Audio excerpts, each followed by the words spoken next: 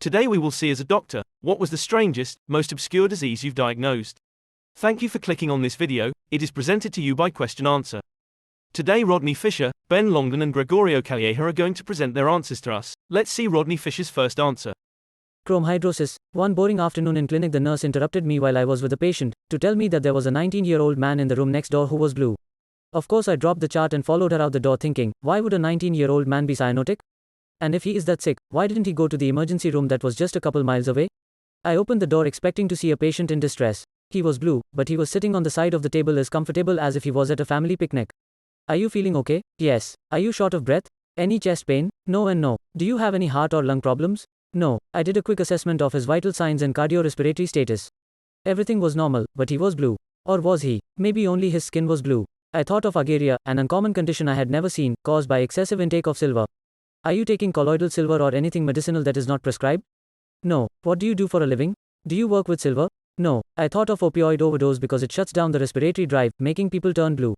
But he was awake and breathing. I asked the question anyhow, partly to stall for time. What medicines do you take?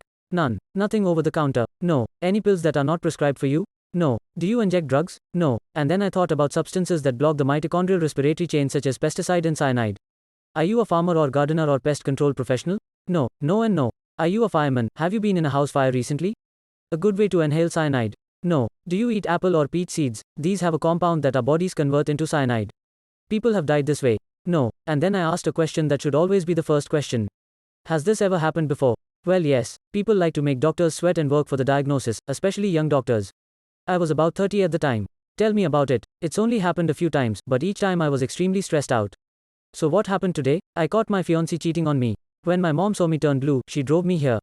She has never seen this before, it freaked her out. As he was talking, I noticed his lips, tongue and edges of his eyelids were pink. So this was not blue blood, it was blue skin. Still stalling for time, I kept busy doing dumb doctor tricks while I thought. The best advice I ever got was that being a doctor is like being an actor. Patients know it's a show, but they want the show anyway. So I gave him a show. I listened different places with my stethoscope while making that wise look of listening to something that's far away as if trying to figure out what it is. I dimmed the room lights and looked in his eyes with a scope. I tested all sorts of reflexes that almost never mean anything. I percussed his body and made marks on his skin with my pen, which turned out to be key. When you need to make marks on skin, it's best to use special pens for the job. They are sterile, but they also work better than a cheap Bic. The oil on the skin does not allow for enough friction for the ball to roll and so it drags, creating a slight superficial scratch. When I did this, the scratch was normal skin color. The blue layer was either extremely superficial or it was a blue substance on his skin. So I reverted into the common shameful frustrated doctor mode. When all else fails, blame the patient. Are you sure you haven't been painting a blue car naked or working with any kind of blue paint or dye? No. Okay, I said. Then what's this? I then proceeded to wipe his skin with an alcohol swab and the swab came off blue. I held the evidence in front of his face and glared a little. I left the room thinking he was probably playing with me and I looked closely at the nurses to see whether they had staged yet another elaborate prank on me. But they actually looked concerned. I had to admit that he showed no telltale signs of lying. The internet wasn't good for much back then, so I did an old-fashioned literature search in the library. I called the patient and begged him to come back for a skin biopsy. The pathologist confirmed the diagnosis, chromhidrosis. His sweat glands build up a colorless substance that is released under emotional distress. When it is ejected onto the skin and exposed to air, it oxidizes and takes a color. Some patients are orange, some red, some blue, etc. So here's your pop quiz for the day. When was the first case described and published? Good luck. What do you think? We will continue with Ben Longden's answer. I work in a city OR and moonlight as a volunteer EMT in the country. Several weeks before this incident, we had a late-night emergency surgery on an 18-year-old football player who had compartment syndrome in his right lower leg. There was no rhyme or reason for the injury, other than he had played that afternoon, and a couple of hours later had excruciating pain in his leg. So bad, his parents called the ambulance and they took him to our hospital 90 kilometers from home, as they knew the situation could not be handled by his local hospital. The on-call orthopedic surgeon took one look, then felt his leg, and simply told the kid that he was going into surgery, not in a few hours, but in a few minutes. As the blood supply to his foot was now compromised, and he was at risk of losing his foot. Not a good thing for an 18-year-old to have happen to them. As soon as the kid was under, but before he was skin prepped, the surgeon told us all to feel the leg. Sliding my fingers down his calf from the knee to the foot, it was normal soft tissue then solid as a rock. No marks on the skin, just soft then a sudden solid area going down his leg to above the ankle. She said this was really rare, especially under the circumstances, but the ultrasound and CT confirmed the diagnosis, so it was surgery. Now fast forward several weeks. I was doing a volunteer EMT shift for a local organization doing a zombie run as a fun thing for local kids. With these things, the worst thing we deal with is usually an anxiety attack, bout of asthma, or a graze from running and tripping. One of the cosplayers was supposed to play a dead body, and had her leg lying on top of a rope. This rope was about the thickness of my little finger, and she had been there for about an hour, pretty motionless. Anyway, she started to develop pain, serious 9 out of 10 pain, and was unable to walk. They carried her to our ambulance, and as I was doing the secondary survey, I could feel soft tissue in her calf suddenly going rock solid. But this time there was a pressure mark in her skin from the rope she had laid on. It was soft above the mark, and rock solid below. It clicked in the back of my mind to treat this as a possible compartment syndrome until the doctors proved otherwise. The treat for the worst, hope for the best scenario. About this time, the girl's mother arrived, and with the patient's permission, I appraised her of my thoughts, and said to her that she needed to take her daughter to hospital ASAP, or I could ring the ambulance for her. I said to her I was not a doctor, but she would need to have an ultrasound and or a CT scan, and that there would be a really high chance they would find nothing sinister happening, and that they would all agree that the EMT, me, was a complete idiot, and wasted all their time. Which, to me, would have been great, as it meant the kid had come to no harm.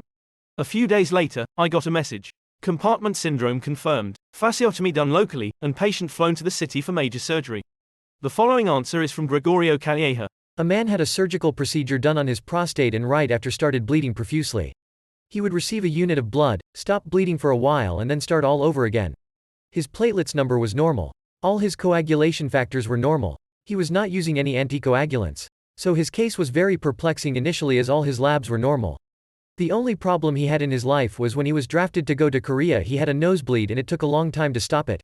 So he was discharged because he was a bleeder and did not go to Korea. He never had any accident, tooth extraction or surgeries that could have caused intense bleeding in the past. No family history of bleeding. Out of frustration I had an idea. I took one of those lancets people use to check their blood sugar. I pricked his finger to see for how long he would bleed. Even after 5 minutes, it was easy to get a drop of blood from his finger. Right then, I knew the answer. Glanzmann's thrombasthenia. In this disease people bleed and everything is normal. The problem is that platelets do not aggregate to make a tampon and people keep on bleeding. With that in mind I ordered to transfuse 1 unit of platelets. The blood bank refused because everything was normal. I had to talk to the chief in hematology and he thought my theory was a good possibility and ordered the blood bank to go ahead and overrode their protocol. Sure enough, right after the transfusion the patient stopped bleeding. When I was in medical school in the 70s, the routine pre-op included a bleeding time. We would prick the finger and see how long it would take the bleeding to stop. If it stopped on the right time, nothing else was done. If it did not, then we would check other things before proceeding with surgery. Pricking a finger with a lancet is practically cost-free. If we had done this simple and cheap test in this patient, we would have known there was something wrong. Instead we did the usual platelet number, prothrombin time and partial prothrombin time, which are more expensive and missed this case. So much for technology. This disease is very rare. If you take the popular Harrison's Principles of Internal Medicine, you will see that it only dedicates a few lines to this disease.